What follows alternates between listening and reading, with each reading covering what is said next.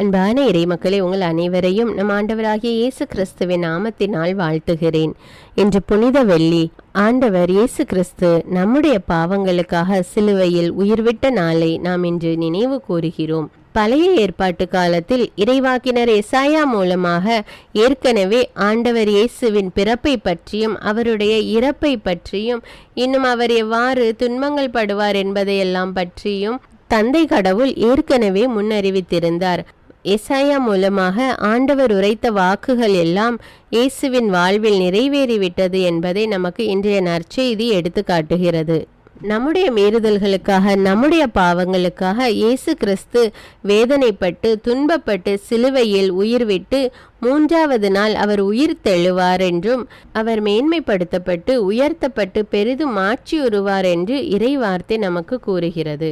ஆம் மக்களே, நம்முடைய மீறுதல்கள், பாவங்கள், குற்றங்கள், குறைகளுக்காக ஆண்டவர் இயேசு தன்னையே சிலுவையில் பலியாக ஒப்பு கொடுத்தார். நாம் பாவம் செய்கிற ஒவ்வொரு முறையும் நாம் இயேசுவை சிலுவையில் அறைகிறோம் என்பதை நாம் உணர வேண்டும். உணர்ந்து அந்த பாவத்தை விட்டு விலகி ஆண்டவர் இயேசு நமக்கு காட்டியிருக்கிற வழியிலே நாம் நடக்க முயற்சிப்போம். அன்பின் பரலோக பிதாவே, உம்மை போற்றுகிறோம், உம்மை புகழுகிறோம், உம்மை ஆராதிக்கிறோம், உமக்கு நன்றி கூறுகிறோம் அப்பா.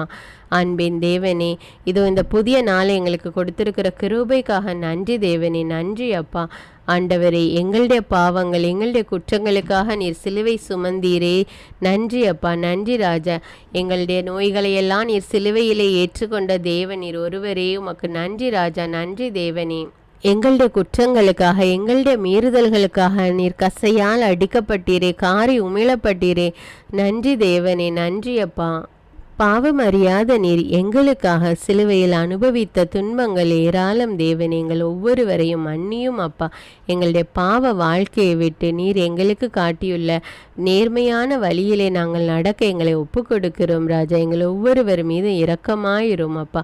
உம்முடைய கல்வாரி சிலுவையின் இரத்தத்தினால் எங்கள் ஒவ்வொருவருடைய பாவத்தையும் கழுவும் அப்பா. எங்கள் ஒவ்வொருவரையும் நீர் அரவணைத்து கொள்ளும் அப்பா. எங்களை உம்முடைய இரத்த கோட்டைகளை வைத்து பாதுகாத்து கொள்ளும் தேவனே. எல்லா துதி கன மகிமை உமக்கே செலுத்துகிறேன் அப்பா. இயேசுவின் இன்ப நாமத்தில் ஜெபிக்கிறேன், ஆமீன். தந்தை, மகன், தூய ஆவியாரின் பெயராலே, ஆமீன். தந்தைக்கும் மகனுக்கும் தூய ஆவியாருக்கும் ஆட்சி உண்டாவதாக. தொடக்கத்தில் இருந்தது போல இப்பொழுதும் எப்பொழுதும் என்றென்றும் இருப்பதாக, ஆமீன்.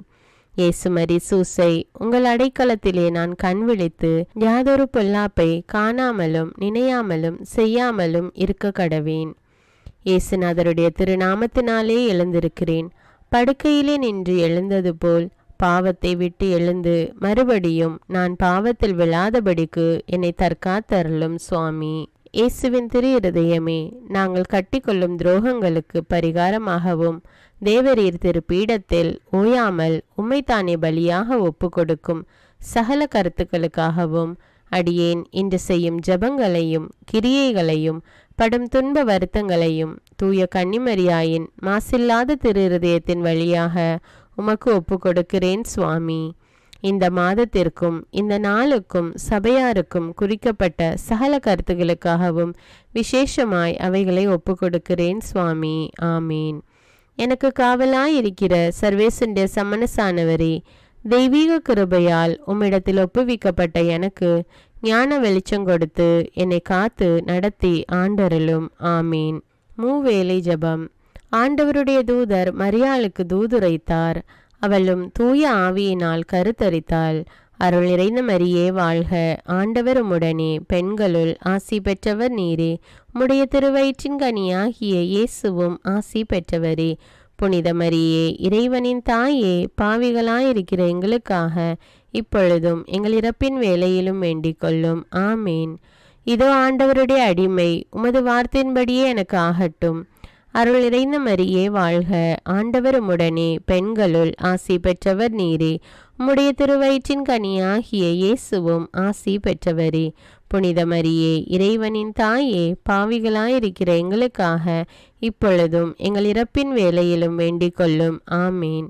வார்த்தை மனு உருவானார், நம்மிடையே குடிகொண்டார்.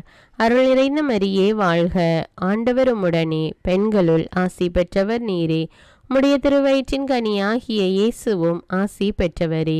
புனித மரியே, இறைவனின் தாயே, பாவிகளாயிருக்கிற எங்களுக்காக இப்பொழுதும் எங்கள் இறப்பின் வேளையிலும் வேண்டிக் கொள்ளும். ஆமேன்.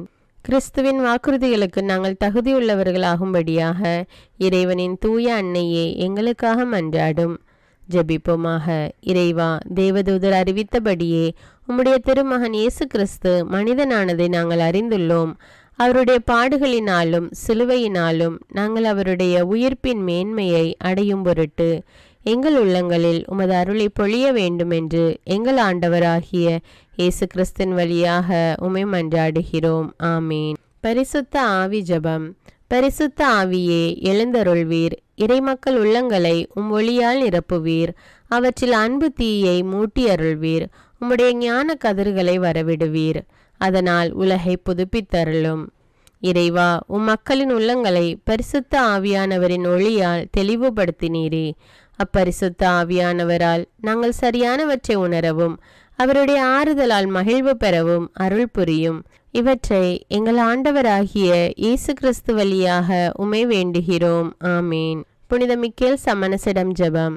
வானுலக சேனை தலங்களின் அதிபதியே, சதா ஜீவசுரூபிகளில் மகிமை பிரதாபம் நிறைந்த சமணசானவரே, அவர்களிலும் உத்தமமானவரே, உன்னத கடவுளின் மந்திர ஆலோசனை நிர்ணய பெட்டகமே, தேவ சிம்மாசனத்தருகே நிற்க பேறு பெற்ற பிரபுவே, தேவ கட்டளைப்படியே பரலோக வாசலை திறக்கவும் பூட்டவும் அதிகாரமுள்ள வானவரே, தேவநீதி சிம்மாசன தண்டையில் எங்கள் ஆத்துமங்களை சேர்ப்பிக்கும் தூதாதி தூதரே, மரண அவஸ்தைப்படுகிறவர்களுக்கு உதவி செய்ய தீவிரித்து ஓடிவரும் உபகாரியே, மரித்தவர்களின் ஆத்துமங்களை அழைத்து கொண்டு போய் திவ்ய கர்த்தரின் சந்நிதியில் சேர்க்கும் காவலனே, பலவீனனும் நிர்பாகியனுமாகிய அடியேனை கிருபகடாட்சமாய் பார்த்து என் ஜீவிய காலம் முற்றிலும் விசேஷமாய் என் மரண தருவாயிலும் எனக்கு உமது தயை நேச உதவி புரிந்தருள வேண்டுமென்று உம்மை மன்றாடுகிறேன். ஆமீன்.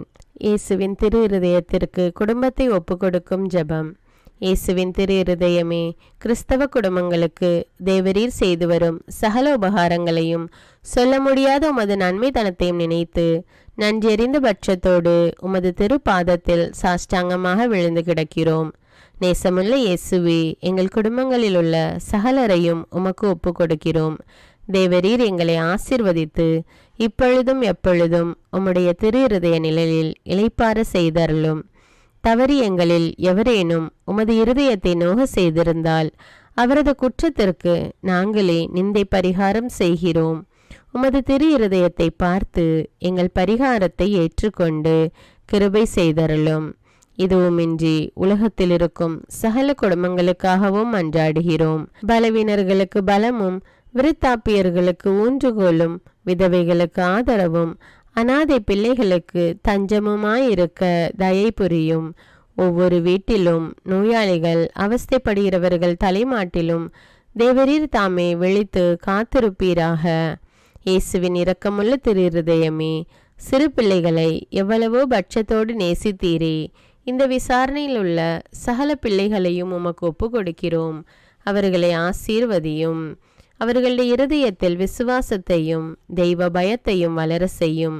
ஜீவிய காலத்தில் அவர்களுக்கு அடைக்கலமாகவும் மரண சமயத்தில் ஆறுதலாகவும் இருக்க மன்றாடுகிறோம். திவ்ய இயேசுவே, முறைமுறையாய் உமது திரு சிநேகத்தில் ஜீவித்து மரித்து நித்திய காலமும் எங்கள் குடும்பம் முழுவதும் உம்மோடு இளைப்பார கிருபை புரிந்தருளும். ஆமீன். திருப்பாடல்கள் 91. நம்மை பாதுகாக்கும் இறைவன். உன்னதரின் பாதுகாப்பில் வாழ்பவர், எல்லாம் வல்லவரின் நிழலில் தங்கியிருப்பவர். ஆண்டவரை நோக்கி, நீரே என் புகலிடம், என் அரண், நான் நம்பியிருக்கும் இறைவன் என்று உரைப்பார். ஏனெனில் ஆண்டவர் உம்மை வேடரின் கண்ணியினின்றும் கொன்றளிக்கும் கொள்ளை நோயினின்றும் தப்புவிப்பார். அவர் தம் சிறகுகளால் உம்மை அரவணைப்பார். அவர் தம் இறக்கைகளின் கீழ் நீர் புகலிடம் காண்பீர். அவரது உண்மையே கேடயமும் கவசமும் ஆகும். இரவின் திகிலுக்கும் பகலில் பாய்ந்து வரும் அம்புக்கும் நீர் அஞ்ச மாட்டீர். இருளில் உலவும் கொள்ளை நோய்க்கும் நண்பகலில் தாக்கும் கொடிய வாதைக்கும் நீர் அஞ்ச மாட்டீர். உம் பக்கம் 1000 பேர் வீழ்ந்தாலும் உம் வலப்புறம் 10,000 பேர் தாக்கினாலும் எதுவும் உம்மை அணுகாது. பொல்லார்க்கு கிடைக்கும் தண்டனையை நீரே பார்ப்பீர். உம் கண்ணாலேயே நீர் காண்பீர். ஆண்டவரை உம் புகலிடமாய் கொண்டீர், உன்னதரை உம் உறைவிடமாக்கிக் கொண்டீர். ஆகவே தீங்கு உமக்கு நேரிடாது, வாதை உம் கூடாரத்தை நெருங்காது. நீர் செல்லும் இடமெல்லாம் உம்மை காக்கும்படி தம் தூதருக்கு அவர் கட்டளையிடுவார். உம் கால் கல்லின் மேல் மோதாதபடி அவர்கள் தங்கள் கைகளில் உம்மை தாங்கிக் கொள்வர். சிங்கத்தின் மீதும் பாம்பின் மீதும் நீர் நடந்து செல்வீர், இளஞ்சிங்கத்தின் மீதும் விரியன் பாம்பின் மீதும் நீர் மிதித்து செல்வீர். அவர்கள் என் மீது அன்பு கூர்ந்ததால் அவர்களை விடுவிப்பேன். அவர்கள் என் பெயரை அறிந்துள்ளதால் அவர்களை பாதுகாப்பேன். அவர்கள் என்னை நோக்கி மன்றாடும்போது அவர்களுக்கு பதிலளிப்பேன். அவர்களது துன்பத்தில் அவர்களோடு இருப்பேன். அவர்களை தப்புவித்து அவர்களை பெருமைப்படுத்துவேன். நீடிய ஆயுளால் அவர்களுக்கு நிறைவளிப்பேன். என் மீட்பை அவர்களுக்கு வெளிப்படுத்துவேன். திருப்பாடல்கள் 121. நம்மை பாதுகாக்கும் ஆண்டவர். மலைகளை நோக்கி என் கண்களை உயர்த்துகின்றேன். எங்கிருந்து எனக்கு உதவி வரும்? விண்ணையும் மண்ணையும் உண்டாக்கிய ஆண்டவரிடமிருந்தே எனக்கு உதவி வரும். அவர் உம் கால் இடராதபடி பார்த்து கொள்வார். உம்மை காக்கும் அவர் உறங்கிவிட மாட்டார். இதோ இஸ்ரவேலை காக்கின்றவர் கண் அயர்வதும் இல்லை, உறங்குவதும் இல்லை. ஆண்டவரே உம்மை காக்கின்றார். அவர் உம் வலப்பக்கத்தில் உள்ளார். அவரே உமக்கு நிழல் ஆவார். பகலில் கதிரவன் உம்மை தாக்காது, இரவில் நிலாவும் உம்மை தீண்டாது. ஆண்டவர் உம்மை எல்லா தீமையினின்றும் பாதுகாப்பார். அவர் உம் உயிரை காத்திடுவார். நீர் போகும்போதும் உள்ளே வரும்போதும் இப்போதும் எப்போதும் ஆண்டவர் உம்மை காத்தருள்வார். முதல் வாசகம். இறைவாக்கினர் எசாயா நூலிலிருந்து வாசகம். அதிகாரம் 52 இறை வார்த்தைகள் 13 முதல் அதிகாரம் 53 இறை வார்த்தைகள் 12 வரை. இதோ என் ஊழியர் சிறப்படைவார். அவர் மேன்மைப்படுத்தப்பட்டு உயர்த்தப்பட்டு பெரிதும் ஆட்சியுறுவார். அவரை கண்ட பலர் திகைப்புற்றனர். அவரது தோற்றம் பெரிதும் உருக்குலைந்ததால் மனித சாயலே அவருக்கு இல்லாதிருந்தது. மானிடரின் உருவே அவருக்கு இல்லை. அவ்வாறே அவர் பல பிற இனத்தாரை அதிர்ச்சிக்குள்ளாக்குவார். அரசர்களும் அவரை முன்னிட்டு வாய்ப்பொத்தி நிற்பர். ஏனெனில் தங்களுக்கு சொல்லப்படாததை அவர்கள் காண்பர், தாங்கள் கேள்விப்படாததை அவர்கள் புரிந்து கொள்வர். நாங்கள் அறிவித்ததை நம்பியவர் யார்? ஆண்டவரின் ஆற்றல் யாருக்கு வெளிப்படுத்தப்பட்டது? இளந்தளிர் போலும் வறண்ட நிலவேர் போலும் ஆண்டவர் முன்னிலையில் அவர் வளர்ந்தார். நாம் பார்ப்பதற்கேற்ற அமைப்போ அவருக்கில்லை, நாம் விரும்பத்தக்க தோற்றமும் அவருக்கில்லை. அவர் இகழப்பட்டார், மனிதரால் புறக்கணிக்கப்பட்டார். வேதனையுற்ற மனிதராயிருந்தார், நோயுற்று நலிந்தார். காண்போர் தம் முகத்தை மூடிக்கொள்ளும் நிலையில் அவர் இருந்தார். அவர் இழிவுபடுத்தப்பட்டார், அவரை நாம் மதிக்கவில்லை. மெய்யாகவே அவர் நம் பிணிகளை தாங்கிக் கொண்டார், நம் துன்பங்களை சுமந்து கொண்டார். நாமோ அவர் கடவுளால் வதைக்கப்பட்டு நொறுக்கப்பட்டவர் என்றும் சிறுமைப்படுத்தப்பட்டவர் என்றும் எண்ணினோம். அவரோ நம் குற்றங்களுக்காக காயமடைந்தார், நம் தீச்செயல்களுக்காக நொறுக்கப்பட்டார். நமக்கு நிறைவாழ்வை அளிக்க அவர் தண்டிக்கப்பட்டார். அவர் தம் காயங்களால் நாம் குணமடைகின்றோம். ஆடுகளைப் போல நாம் அனைவரும் வழி தவறி அலைந்தோம். நாம் எல்லாரும் நம் வழியே நடந்தோம். ஆண்டவரோ நம் அனைவரின் தீச்செயல்களையும் அவர் மேல் சுமத்தினார். அவர் ஒடுக்கப்பட்டார், சிறுமைப்படுத்தப்பட்டார். ஆயினும் அவர் தம் வாயை திறக்கவில்லை. அடிப்பதற்கு இழுத்து செல்லப்பட்ட ஆட்டுக்குட்டி போலும், ரோமம் கத்தரிப்போர் முன்னிலையில் கத்தாத செம்மறி போலும் அவர் தம் வாயை திறவாதிருந்தார். அவர் கைது செய்யப்பட்டு தீர்ப்பிடப்பட்டு இழுத்து செல்லப்பட்டார். அவருக்கு நேர்ந்ததை பற்றி அக்கறை கொண்டவர் யார்? ஏனெனில் வாழ்வோர் உலகினில் அவர் அகற்றப்பட்டார். என் மக்களின் குற்றத்தை முன்னிட்டு கொலையுண்டார். வன்செயல் எதுவும் அவர் செய்ததில்லை, வஞ்சனை எதுவும் அவர் வாயில் இருந்ததில்லை. ஆயினும் தீயவரிடையே அவருக்கு கல்லறை அமைத்தார்கள். செத்தபோது அவர் செல்வரோடு இருந்தார். அவரை நொறுக்கவும் நோயால் வதைக்கவும் ஆண்டவர் திருவுளம் கொண்டார். அவர் தம் உயிரை குற்ற நீக்க பலியாக தந்தார். எனவே தம் வழிமரபு கண்டு நீடு வாழ்வார்.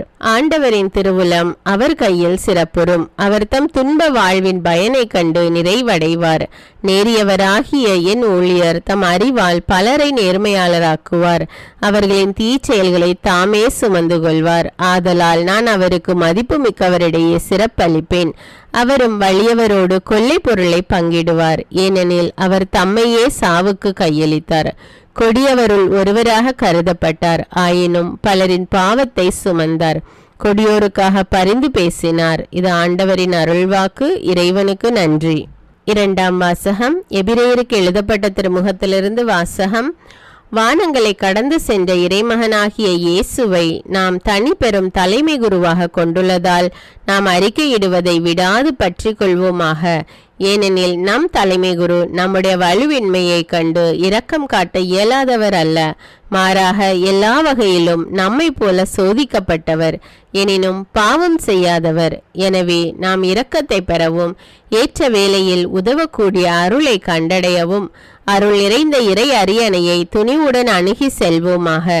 அவர் இவ்வுலகில் வாழ்ந்த காலத்தில் தம்மை சாவில் இருந்து காப்பாற்ற வல்லவரை நோக்கி உரத்த குரல் எழுப்பி கண்ணீர் சிந்தி மன்றாடி வேண்டினார். அவர் கொண்டிருந்த இறைப்பற்று கலந்த அச்சத்தை முன்னிட்டு கடவுள் அவருக்கு செவிசாய்த்தார். அவர் இறைமகனாயிருந்தும் துன்பங்கள் வழியே கீழ்ப்படிதலை கற்றுக்கொண்டார். அவர் நிறைவுள்ளவராகி தமக்கு கீழ்ப்படிவோர் அனைவரும் என்றென்றும் மீட்படைய காரணமானார். இது ஆண்டவரின் அருள்வாக்கு. இறைவனுக்கு நன்றி. நற்செய்தி வாசகம். புனித யோவான் எழுதியபடி நம் ஆண்டவராகிய இயேசு கிறிஸ்துவின் திருப்பாடுகள். அதிகாரம் 18 இறைவார்த்தைகள் 1 முதல் அதிகாரம் 19 இறைவார்த்தைகள் 42 முடிய. இயேசு தம் சீடரோடு கெதரோன் என்னும் நீரோடையை கடந்து சென்றார். அங்கே ஒரு தோட்டம் இருந்தது. தம் சீடர்களோடு இயேசு அதில் நுழைந்தார். அவரை காட்டிக் கொடுத்த யூதாசுக்கு அந்த இடம் தெரியும். ஏனெனில் இயேசுவும் அவருடைய சீடர்களும் அடிக்கடி அங்கு கூடுவர். படை பிரிவினரையும் தலைமை குருக்களும் பரிசேயரும் அனுப்பிய காவலர்களையும் கூட்டிக் கொண்டு யூதாசு விளக்குகளோடும் பந்தங்களோடும் படைக்கலங்களோடும் அங்கே வந்தான். தமக்கு நிகழப்போகிற அனைத்தையும் இயேசு அறிந்து அவர்கள் முன் சென்று, யாரை தேடுகிறீர்கள் என்று கேட்டார். அவர்கள் மறுமொழியாக, நாசரேத்து இயேசுவை தேடுகிறோம் என்றார்கள்.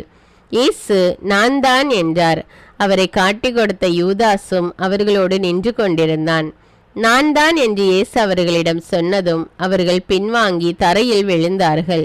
யாரை தேடுகிறீர்கள் என்று இயேசு மீண்டும் அவர்களிடம் கேட்டார். அவர்கள், நாசரேத்து இயேசுவை தேடுகிறோம் என்றார்கள். இயேசு அவர்களை பார்த்து, நான் தான் என்று உங்களிடம் சொன்னேனே, நீங்கள் என்னை தேடுகிறீர்கள் என்றால் இவர்களை போக விடுங்கள் என்றார். நீர் என்னிடம் ஒப்படைத்தவர்களுள் எவரையும் நான் இழந்துவிடவில்லை என்று அவரே கூறியிருந்தது இவ்வாறு நிறைவேறியது. சீமோன் பேதுருவிடம் ஒரு வாள் இருந்தது. அவர் அதை உருவி தலைமை குருவின் பணியாளரை தாக்கி அவரது வலக்காதை வெட்டினார். அப்பணியாளரின் பெயர் மால்கு. இயேசு பேதுருவிடம், வாளை உரையில் போடு, தந்தை எனக்கு அளித்த துன்ப கிண்ணத்திலிருந்து நான் குடிக்காமல் இருப்பேனோ என்றார்.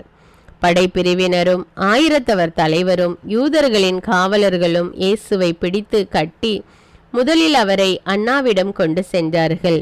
ஏனெனில் அந்த ஆண்டில் தலைமை குருவாயிருந்த கயபாவுக்கு அவர் மாமனார். இந்த கயபாதான் மக்களுக்காக ஒருவர் மட்டும் இறப்பது நல்லது என்று யூதர்களுக்கு ஆலோசனை கூறியவர். சீமோன் பேதுருவும் மற்றொரு சீடரும் இயேசுவை பின்தொடர்ந்து வந்தனர். அந்த சீடர் தலைமை குருவுக்கு அறிமுகமானவர். ஆகவே இயேசுவுடன் தலைமை குருவின் மாளிகை முற்றத்தில் நுழைந்தார். பேதுரு வெளியில் வாயில் அருகே நின்று கொண்டிருந்தார். அப்போது தலைமை குருவுக்கு அறிமுகமாயிருந்த அந்த சீடர் வெளியே வந்து வாயில் காவலரிடம் சொல்லி பேதுருவை உள்ளே கூட்டி சென்றார். வாயில் காவல் செய்த அப்பணிப்பெண் பேதுருவிடம், நீயும் இம்மனிதனுடைய சீடருள் ஒருவன்தானே என்று கேட்டார். பேதுரு இல்லை என்றார். அப்போது குளிராயிருந்ததால் பணியாளர்களும் காவலர்களும் கரியினால் தீமூட்டி அங்கே நின்று குளிர் காய்ந்து கொண்டிருந்தார்கள். பேதுருவும் சென்று அவர்களோடு நின்று குளிர் காய்ந்து கொண்டிருந்தார். தலைமை குரு இயேசுவின் சீடர்களை பற்றியும் அவருடைய போதனையை பற்றியும் அவரிடம் கேட்டார். இயேசு அவரை பார்த்து, நான் உலகறிய வெளிப்படையாய் பேசினேன். யூதர் அனைவரும் கூடி வரும் தொழுகை கூடங்களிலும் கோவிலிலும் தான் எப்போதும் கற்பித்து வந்தேன். நான் மறைவாக எதையும் பேசியதில்லை. ஏன் என்னிடம் கேட்கிறீர்? நான் பேசியதை கேட்டுக்கொண்டிருந்தவர்களிடம் கேட்டு பாரும். நான் என்ன சொன்னேன் என அவர்களுக்கு தெரியுமே என்றார். அவர் இப்படி சொன்னதால் அங்கு நின்று கொண்டிருந்த காவலருள் ஒருவர், தலைமை குருவுக்கு இப்படியா பதில் கூறுகிறாய் என்று சொல்லி இயேசுவின் கன்னத்தில் அறைந்தார். இயேசு அவரிடம், நான் தவறாக பேசியிருந்தால் தவறு என்னவென காட்டும், சரியாக பேசியிருந்தால் ஏன் என்னை அடிக்கிறீர் என்று கேட்டார். அதன் பின் அண்ணா அவரை கட்டப்பட்ட நிலையில் தலைமை குரு கயபாவிடம் அனுப்பினார். சீமோன் பேதுரு அங்கு நின்று குளிர்காய்ந்து கொண்டிருந்தார். அப்போது அங்கிருந்தவர்கள் அவரிடம், நீயும் அவனுடைய சீடர்களுள் ஒருவன்தானே என்று கேட்டனர். அவர் இல்லை என்று மறுதளித்தார். தலைமை குருவின் பணியாளருள் ஒருவர், நான் உன்னை தோட்டத்தில் அவரோடு பார்க்கவில்லையா என்று கேட்டார். பேதுருவால் காது வெட்டப்பட்டவருக்கு இவர் உறவினர். பேதுரு மீண்டும் மறுதளித்தார். உடனே சேவல் கூவிற்று. அதன் பின் அவர்கள் கயபாவிடமிருந்து ஆளுநர் மாளிகைக்கு இயேசுவை கொண்டு சென்றார்கள். அப்போது விடியற்காலம். பாஸ்கா உணவை உண்ணும் முன் தீட்டுப்படாமல் இருக்க ஆளுநர் மாளிகையில் அவர்கள் நுழையவில்லை. எனவே பிலாத்து வெளியே அவர்களிடம் வந்து, நீங்கள் இந்த ஆளுக்கு எதிராக கூறும் குற்றச்சாட்டு என்ன என்று கேட்டார். அதற்கு அவர்கள், இவன் குற்றம் செய்யாதிருந்தால் இவனை நாங்கள் உம்மிடம் ஒப்புவித்திருக்க மாட்டோம் என்றார்கள். பிலாத்து அவர்களிடம், நீங்கள் இவனை கொண்டு போய் உங்கள் சட்டப்படி இவனுக்கு தீர்ப்பு வழங்குங்கள் என்றார். யூதர்கள் அவரிடம், சட்டப்படி நாங்கள் யாருக்கும் மரண தண்டனை விதிக்க முடியாது என்றார்கள். இவ்வாறு தாம் எப்படிப்பட்ட சாவுக்கு உட்பட போகிறார் என்பதை குறிப்பிட்டு இயேசு கூறியிருந்ததை நிறைவேற செய்தார்கள். பிலாத்து மீண்டும் ஆளுநர் மாளிகைக்குள் சென்று இயேசுவை கூப்பிட்டு அவரிடம், நீ யூதரின் அரசனா என்று கேட்டான். இயேசு மறுமொழியாக, நீராக இதை கேட்கிறீரா, அல்லது மற்றவர்கள் என்னை பற்றி உம்மிடம் சொன்னதை வைத்து கேட்கிறீரா என்று கேட்டார். அதற்கு பிலாத்து, நான் ஒரு யூதனா என்ன? உன் இனத்தவரும் தலைமை குருக்களும் தானே உன்னை என்னிடம் ஒப்புவித்தார்கள். நீ என்ன செய்தாய் என்று கேட்டான். இயேசு மறுமொழியாக, எனது ஆட்சி இவ்வுலக ஆட்சி போன்றது அல்ல. அது இவ்வுலக ஆட்சி போன்றதாய் இருந்திருந்தால் நான் யூதர்களிடம் காட்டி கொடுக்கப்படாதவாறு என் காவலர்கள் போராடி இருப்பார்கள். ஆனால் என் ஆட்சி இவ்வுலக ஆட்சி போன்றது அல்ல என்றார். பிலாத்து அவரிடம், அப்படியானால் நீ அரசன்தானோ என்று கேட்டான். அதற்கு இயேசு, அரசன் என்று நீர் சொல்கிறீர். உண்மையை எடுத்துரைப்பதே என் பணி. இதற்காகவே நான் பிறந்தேன். இதற்காகவே உலகிற்கு வந்தேன். உண்மையை சார்ந்தவர் அனைவரும் என் குரலுக்கு செவிசாய்க்கின்றனர் என்றார். பிலாத்து அவரிடம், உண்மையா, அது என்ன என்று கேட்டார். இப்படி கேட்ட பின் பிலாத்து மீண்டும் யூதரிடம் சென்று, இவனிடம் நான் குற்றம் ஒன்றும் காணவில்லையே என்றான். மேலும், பாஸ்கா விழாவின் போது உங்கள் விருப்பப்படி ஒரு கைதியை விடுதலை செய்யும் வழக்கம் உண்டே. யூதரின் அரசனாகிய இவனை நான் விடுதலை செய்யட்டுமா? உங்கள் விருப்பம் என்ன என்று கேட்டான். அதற்கு அவர்கள், இவன் வேண்டாம், பரபாவை விடுதலை செய்யும் என்று மீண்டும் கத்தினார்கள். அந்த பரபா ஒரு கள்வன். பின்னர் பிலாத்து இயேசுவை சாட்டையால் அடிக்க செய்தான். வீரர்கள் ஒரு முள்முடி பின்னி அவர் தலையின் மேல் வைத்து செந்நிற மேலுடையை அவருக்கு அணிவித்தார்கள். அவரிடம் வந்து, யூதரின் அரசே வாழ்க என்று சொல்லி அவருடைய கன்னத்தில் அறைந்தார்கள். பிலாத்து மீண்டும் வெளியே வந்து அவர்களிடம், அவனை நான் உங்கள் முன் வெளியே கூட்டி வருகிறேன் பாருங்கள். அவனிடம் நான் குற்றம் ஒன்றும் காணவில்லை என்பதை அறிந்து கொள்ளுங்கள் என்றான். இயேசு முள்முடியும் செந்நிற மேலுடையும் அணிந்தவராய் வெளியே வந்தார். பிலாத்து அவர்களிடம், இதோ மனிதன் என்றான். அவரை கண்டதும் தலைமை குருக்களும் காவலர்களும், சிலுவையில் அறையும், சிலுவையில் அறையும் என்று கத்தினார்கள். பிலாத்து அவர்களிடம், நீங்களே இவனை கொண்டு போய் சிலுவையில் அறையுங்கள். இவனிடம் குற்றம் இருப்பதாக எனக்கு தெரியவில்லை என்றான். யூதர்கள் அவரை பார்த்து, எங்களுக்கு ஒரு சட்டம் உண்டு, அச்சட்டத்தின்படி இவன் சாக வேண்டும். ஏனெனில் இவன் தன்னையே இறைமகன் என உரிமை கொண்டாடுகிறான் என்றனர். பிலாத்து இதை கேட்டதும் இன்னும் மிகுதியாக அஞ்சினான். அவன் மீண்டும் ஆளுநர் மாளிகைக்கு சென்று இயேசுவிடம், நீ எங்கிருந்து வந்தவன் என்று கேட்டான். ஆனால் இயேசு அவனுக்கு பதில் கூறவில்லை. அப்போது பிலாத்து, என்னோடு பேச மாட்டாயா? உன்னை விடுதலை செய்யவும் எனக்கு அதிகாரம் உண்டு, உன்னை சிலுவையில் அறையவும் எனக்கு அதிகாரம் உண்டு என்பது உனக்கு தெரியாதா என்றான். இயேசு மறுமொழியாக, மேலிருந்து அருளப்படாவிடில் உமக்கு என் மேல் எந்த அதிகாரமும் இராது. ஆகவே என்னை உம்மிடம் ஒப்புவித்தவன்தான் பெரும் பாவம் செய்தவன் என்றார். அது முதல் பிலாத்து அவரை விடுவிக்க வழி தேடினான். ஆனால் யூதர்கள், நீர் இவனை விடுவித்தால் சீசருடைய நண்பராய் இருக்க முடியாது, தம்மையே அரசராக்கி கொள்ளும் எவரும் சீஷருக்கு எதிரி என்றார்கள். இவ்வார்த்தைகளை கேட்டதும் பிலாத்து இயேசுவை வெளியே கூட்டி வந்தான். கல்தலம் என்னும் இடத்தில் இருந்த நடுவர் இருக்கை மீது அமர்ந்தான். அந்த இடத்திற்கு எபிரேய மொழியில் கபதா என்பது பெயர். அன்று பாஸ்கா விழாவுக்கு ஏற்பாடு செய்யும் நாள். ஏறக்குறைய நண்பகல் வேளை. பிலாத்து யூதர்களிடம், இதோ உங்கள் அரசன் என்றான். அவர்கள், ஒழிக ஒழிக, அவனை சிலுவையில் அறையும் என்று கத்தினார்கள். பிலாத்து அவர்களிடம், உங்கள் அரசனை நான் சிலுவையில் அறைய வேண்டும் என்கிறீர்களா என்று கேட்டான். அதற்கு தலைமை குருக்கள், எங்களுக்கு சீசரை தவிர வேறு அரசர் இல்லை என்றார்கள். அப்போது பிலாத்து அவரை சிலுவையில் அறையுமாறு அவர்களிடம் ஒப்புவித்தான். அவர்கள் இயேசுவை தம் பொறுப்பில் ஏற்றுக்கொண்டார்கள். இயேசு சிலுவையை தாமே சுமந்து கொண்டு மண்டை ஓட்டு இடம் என்னும் இடத்திற்கு சென்றார். அதற்கு எபிரேய மொழியில் கொல்கொதா என்பது பெயர். அங்கே அவர்கள் இயேசுவையும் அவரோடு வேறு இருவரையும் சிலுவையில் அறைந்தார்கள். அவ்விருவரையும் இரு பக்கங்களிலும் இயேசுவை நடுவிலுமாக அறைந்தார்கள். பிலாத்து குற்ற அறிக்கை ஒன்று எழுதி அதை சிலுவையின் மீது வைத்தான். அதில் நாசரேத்து இயேசு யூதர்களின் அரசன் என்று எழுதியிருந்தது. இயேசு சிலுவையில் அறையப்பட்ட இடம் நகரத்துக்கு அருகில் இருந்ததால் யூதருள் பலர் இந்த குற்ற அறிக்கையை வாசித்தனர். அது எபிரேயம், லத்தீன், கிரேக்கம் ஆகிய மொழிகளில் எழுதப்பட்டிருந்தது. யூதரின் தலைமை குருக்கள் பிலாத்திடம், யூதரின் அரசன் என்று எழுத வேண்டாம், மாறாக யூதரின் அரசன் நான் என்று அவனே சொல்லி கொண்டதாக எழுதும் என்று கேட்டுக்கொண்டார்கள். பிலாத்து அவர்களை பார்த்து, நான் எழுதியதே என்றான். இயேசுவை சிலுவையில் அறைந்த பின் படை வீரர் அவருடைய மேலுடைகளை 4 பாகமாக பிரித்து ஆளுக்கு ஒரு பாகம் எடுத்து கொண்டார்கள். அங்கியையும் அவர்களே எடுத்து கொண்டனர். அந்த அங்கி மேலிருந்து கீழ் வரை தையலே இல்லாமல் நெய்யப்பட்டிருந்தது. எனவே அவர்கள் ஒருவரை ஒருவர் நோக்கி, அதை கிழிக்க வேண்டாம், அது யாருக்கு கிடைக்கும் என்று பார்க்க சீட்டு குலுக்கி போடுவோம் என்றார்கள். என் ஆடைகளை தங்களுக்குள் பகிர்ந்து என் உடை மீது சீட்டு போட்டார்கள் என்னும் மறைநூல் வாக்கு இவ்வாறு நிறைவேறியது. சிலுவை அருகில் இயேசுவின் தாயும் தாயின் சகோதரியும் குளோப்பாவின் மனைவியுமான மரியாவும் மகதலா மரியாவும் நின்று கொண்டிருந்தனர். இயேசு தம் தாயையும் அருகில் நின்ற தம் அன்பு சீடரையும் கண்டு தம் தாயிடம், அம்மா, இவரே உம் மகன் என்றார். பின்னர் தம் சீடரிடம், இவரே உம் தாய் என்றார். அந்நேரம் முதல் அச்சீடர் அவரை தம் வீட்டில் ஏற்று ஆதரவு அளித்து வந்தார். இதன் பின் அனைத்தும் நிறைவேறிவிட்டது என்பதை அறிந்த இயேசு, தாகமாயிருக்கிறது என்றார். மறைநூலில் எழுதியுள்ளது நிறைவேறவே இவ்வாறு சொன்னார். அங்கே ஒரு பாத்திரம் நிறைய புளித்த திராட்சை ரசம் இருந்தது. அதில் கடற்பஞ்சை நன்கு தோய்த்து ஈசோப்பு தண்டில் பொருத்தி அதை அவர்கள் அவரது வாயில் வைத்தார்கள். அந்த ரசத்தை குடித்ததும் இயேசு எல்லாம் நிறைவேறிற்று என்று கூறி தலை சாய்த்து ஆவியை ஒப்படைத்தார்.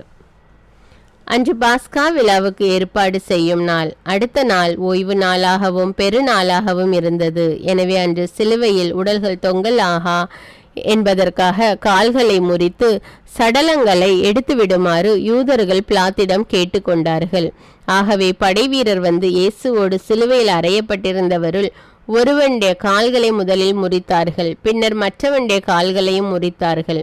பின்பு அவர்கள் இயேசுவிடம் வந்தார்கள். அவர் ஏற்கனவே இறந்து போயிருந்ததை கண்டு அவருடைய கால்களை முறிக்கவில்லை. ஆனால் படை வீரருள் ஒருவர் இயேசுவின் விழாவை ஈட்டியால் குத்தினார். உடனே இரத்தமும் தண்ணீரும் வடிந்தன. இதை நேரில் கண்டவரே இதற்கு சாட்சி. அவரது சான்று உண்மையானதே. அவர் உண்மையையே கூறுகிறார் என்பது அவருக்கு தெரியும். நீங்களும் நம்ப வேண்டும் என்பதற்காகவே அவர் இதை கூறுகிறார். எந்த எலும்பும் முறிபடாது என்னும் மறைநூல் வாக்கு இவ்வாறு நிறைவேறியது. மேலும் தாங்கள் ஊடுருவ குத்தியவரை உற்று நோக்குவார்கள் என்றும் மறைநூல் கூறுகிறது. அரிமத்தியா ஊரை சேர்ந்த யோசேப்பு என்பவர் இயேசுவின் சீடர்களுள் ஒருவர். யூதருக்கு அஞ்சியதால் தம்மை சீடர் என்று வெளிப்படையாக காட்டிக்கொள்ளாதவர். அவர் இயேசுவின் உடலை எடுத்து கொண்டு போக பிலாத்திடம் அனுமதி கேட்டார். பிலாத்தும் அனுமதி கொடுத்தான். யோசேப்பு வந்து இயேசுவின் சடலத்தை எடுத்து கொண்டு போனார். முன்பு ஒரு முறை இரவில் இயேசுவிடம் வந்த நிக்கேதேம் என்பவரும் அங்கு வந்து சேர்ந்தார். அவர் வெள்ளை போலமும் சந்தனத்தூளும் கலந்து ஏறக்குறைய 30 கிலோகிராம் கொண்டு வந்தார். அவர்கள் இயேசுவின் உடலை எடுத்து யூத அடக்க முறைப்படி நறுமண பொருள்களுடன் துணிகளால் சுற்றி கட்டினார்கள். சிலுவையில் அறையப்பட்டிருந்த இடத்தில் ஒரு தோட்டம் இருந்தது. அங்கே புதிய கல்லறை ஒன்று இருந்தது. அதில் அதுவரை யாரும் அடக்கம் செய்யப்படவில்லை. அன்று பாஸ்கா விழாவுக்கு ஆயத்த நாளாயிருந்ததாலும் அக்கல்லறை அருகில் இருந்ததாலும் அவர்கள் இயேசுவை அதில் அடக்கம் செய்தார்கள். அர்ப்பண ஜபம். கருணையும் அன்பின் செல்வந்தரும் படைப்பின் ஆண்டவருமான இறைவா, நீர் எனக்கு தந்துள்ள அனைத்து ஆசீர்வாதங்களையும் நன்மைகளையும் நினைத்து நான் உமக்கு நன்றி கூறுகிறேன். படைப்பு அனைத்தோடும் சேர்ந்து நான் உம்மை துதித்து ஆராதிக்கின்றேன். என் இயேசுவே, இன்று நான் காண்பதையும் கேட்பதையும் சிந்திப்பதையும் செயல்படுவதையும் நேரிடுவதையும் அதற்கு ஏதுவான அனைத்தையும் என் இதயத்தை பாதிப்பவைகளையும் அவ்வப்போது உலகமெங்கும் ஒப்பு கொடுக்கப்படும் திருப்பலியோடு இணைந்து பரிசுத்த அன்னையின் மாசற்ற திரு இருதயத்தின் வழியாக உமக்கு நான் காணிக்கை ஆக்குகிறேன். என் தாய் தந்தையுடையவும் முன்னோர்களுடையவும் அனைத்துலக மக்களின் பாவ பரிகாரத்திற்காகவும் கொடும் பாவிகளின் மனமாற்றத்திற்காகவும் உத்தரிக்கின்ற ஸ்தல ஆன்மாக்களின் மீட்பிற்காகவும் இந்த அர்ப்பண ஜபத்தை நீர் ஏற்றருளும். உலக சமாதானத்திற்கும் மறைபரப்பு பணியின் வெற்றிக்கும் இந்தியாவினுடையவும் மற்றும் அனைத்து நாடுகளுடையவும் சிறப்பாக கடவுளை ஏற்றுக்கொள்ளாதவர்களுடையவும் மனமாற்றத்திற்காக இந்த அர்ப்பணத்தை நீர் ஏற்றருளும். தரித்திரரும் அனாதைகளும் கைவிடப்பட்டவர்களும் நோயாளிகளுமாக வாழும் அனைவரும் உமது திருவுளத்திற்கு ஏற்புடையவராய் தங்கள் வாழ்க்கை துயரங்களையும் வேதனைகளையும் ஏற்றுக்கொள்ளும் சக்தியை பெற்றுக்கொள்ள நீர் இந்த அர்ப்பணத்தை ஏற்றருளும். அனைத்து மக்கள் சமூகமும் திருவார்த்தையால் வழிநடத்தப்படவும் இயேசுவை ஏக இரட்சகராக ஏற்று அறிக்கை செய்திடவும் நீர் இந்த அர்ப்பணத்தை ஏற்றருளும். நீர் எனக்கு தந்தவைகளும் தந்து கொண்டிருப்பவைகளும் தர இருப்பவைகளுமான அனைத்து ஆசீர்வாதங்களுக்கும் நன்றி அறிதலாக நீர் இந்த அர்ப்பணத்தை ஏற்றருளும். என் இயேசுவே, உம்மீது நம்பிக்கை கொண்ட எவருமே ஏமாந்ததில்லை. பாவியான என் மீது இரக்கமாயிரும். என் பலவீனங்களை மன்னித்து நீர் என்னை ஆசீர்வதித்தருளும். என் வாழ்வை உமக்கு காணிக்கையாக்குகிறேன். எஞ்சியிருக்கும் என் வாழ்வின் ஒவ்வொரு நிமிடமும் நீர் விரும்புவது போல கழித்திட உமது திவ்ய ஆசீர்வாதங்களை தாராளமாக என் மீது பொழிந்தருளும். என் பெற்றோரையும் சகோதர சகோதரிகளையும் உற்றார் உறவினர்களையும் உடன் பணியாளர்களையும் என்னை வெறுப்பவர்களையும் நான் யாருக்காக எல்லாம் ஜெபிக்க கடன்பட்டிருக்கிறேனோ, யாரெல்லாம் என்னிடம் ஜெப உதவி கேட்டிருக்கிறார்களோ அவர்கள் அனைவரையும் நீர் ஆசீர்வதித்தருளும். அன்பு இதயமும் பரிசுத்தமான மனசாட்சியும் எனக்கு தந்தருளும். பிறருக்கு வேதனையோ வருத்தமோ பெயரை கெடுக்கும் யாதொன்றும் என்னிலிருந்து ஏற்படாதவாறு என் பேச்சுக்களில் கவனத்தோடும் என் செயல்பாடுகளில் விவேகத்தோடும் செயலாற்ற எனக்கு உதவியருளும். ஆன்ம பலத்தால் கோபத்தை அன்பாக பகிர்ந்திடவும் அன்பால் பழிவாங்கும் சிந்தனைகளை வெற்றி கொள்ளவும் எத்தகைய வருத்தமுற்ற நிலையிலும் சமாதானத்தை இழந்து விடாமல் உம்மையே அடைக்கலமாக்கி நான் வாழ எனக்கு உதவியருளும். என் இயேசுவே, உம்மை அன்பு செய்யவும் உம்மீதுள்ள அன்பின் பொருட்டு நீர் விரும்பும் எதையும் சந்தோஷமாக ஏற்றுக்கொள்ளவும் எனக்கு ஆற்றல் தாரும்.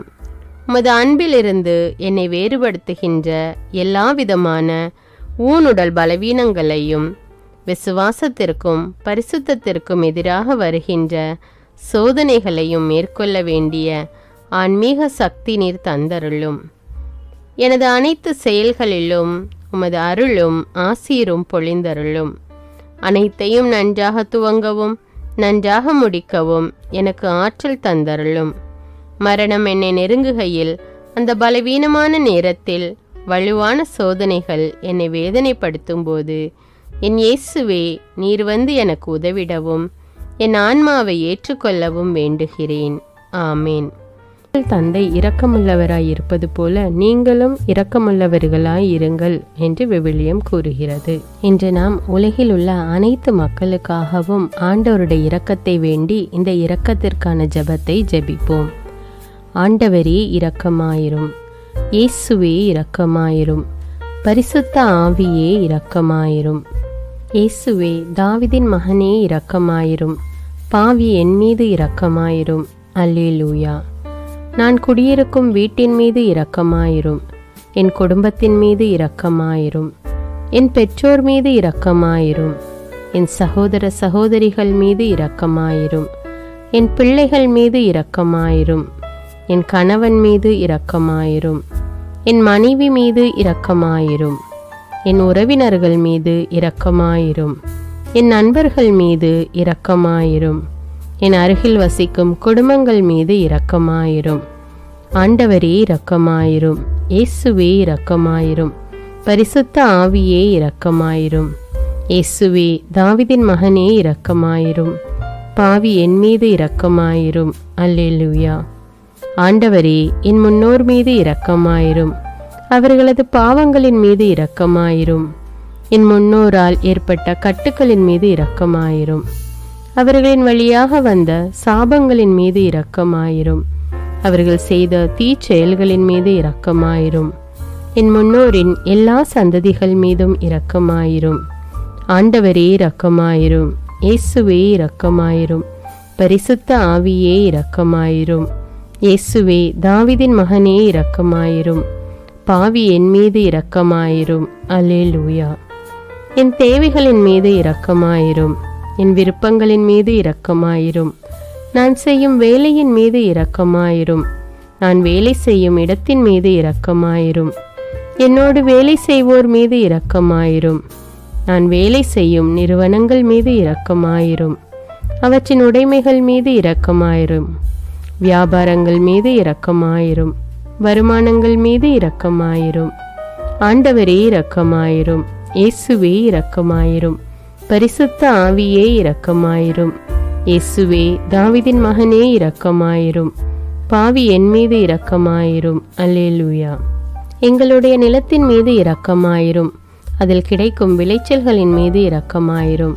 மரம், செடி, கொடிகள், தானியங்கள், பயிர்கள் மீது இரக்கமாயிரும்.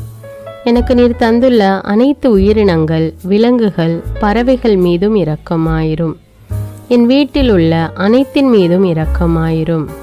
ஆண்டவரே இரக்கமாயிரும். இயேசுவே இரக்கமாயிரும். பரிசுத்த ஆவியே இரக்கமாயிரும். இயேசுவே தாவீதின் மகனே இரக்கமாயிரும். பாவி என் மீது இரக்கமாயிரும்.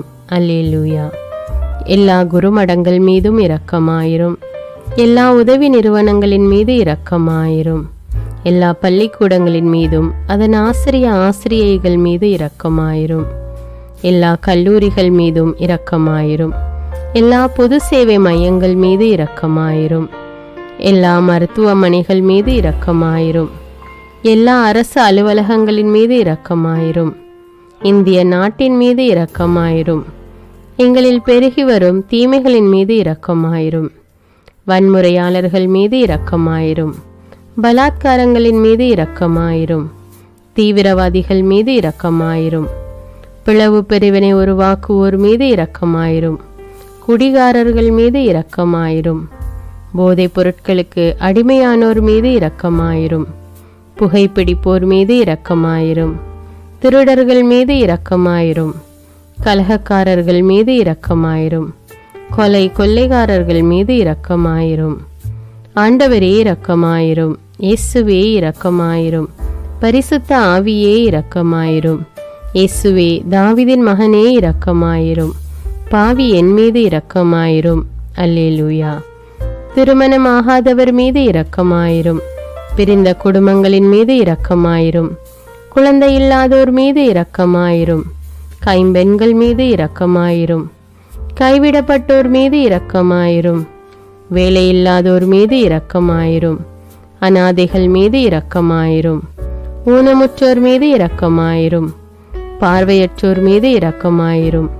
வாலிப ஆண்கள் பெண்கள் மீது இரக்கமாயிரும்.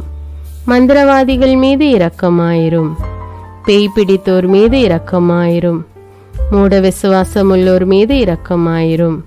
ஆண்டவரே இரக்கமாயிரும். இயேசுவே இரக்கமாயிரும். பரிசுத்த ஆவியே இரக்கமாயிரும்.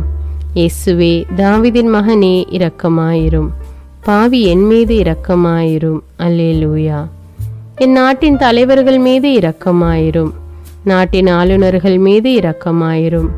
காவல்துறையினர் மீது இரக்கமாயிரும். அதன் அதிகாரிகள் மீது இரக்கமாயிரும். நாட்டின் இராணுவத்தின் மீது இரக்கமாயிரும். நாட்டின் அடிப்படை தேவைகள் மீது இரக்கமாயிரும். தற்கொலை செய்யும் எண்ணமுடையோர் மீது இரக்கமாயிரும். புத்தி சுவாதீனமற்றவர்கள் மீது இரக்கமாயிரும். மூளை வளர்ச்சி குன்றியவர்கள் மீது இரக்கமாயிரும். உடல் தளர்ந்தோர் மீது இரக்கமாயிரும். எல்லாவிதமான நோயாளிகள் மீதும் இரக்கமாயிரும். நீதிமான்கள் மீது இரக்கமாயிரும். நீதி வழங்குவோர் மீது இரக்கமாயிரும். வேற்று நாட்டில் வேலை செய்யும் இந்நாட்டினர் மீது இரக்கமாயிரும். ஆண்டவரே இரக்கமாயிரும். இயேசுவே இரக்கமாயிரும். பரிசுத்த ஆவியே இரக்கமாயிரும். இயேசுவே தாவீதின் மகனே இரக்கமாயிரும். பாவி என் மீது இரக்கமாயிரும். அல்லேலூயா. உலக நாடுகள் அனைத்தின் மீதும் இரக்கமாயிரும். வறுமையிலும் அடிமை தலைகளிலும் வாழும் நாடுகளின் மீதும் மக்கள் மீதும் இரக்கமாயிரும். யுத்தம் செய்ய தூண்டும் தலைவர்கள் மீது இரக்கமாயிரும்.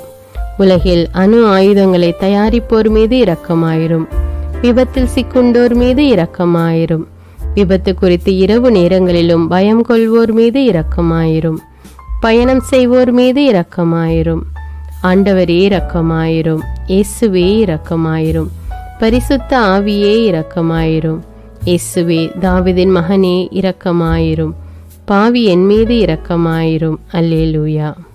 இந்த ஜெபத்தை தினமும் தவறாமல் ஜெபித்து அனைத்து மக்களும் ஆண்டவருடைய இரக்கத்தை பெற மன்றாடுவோம்.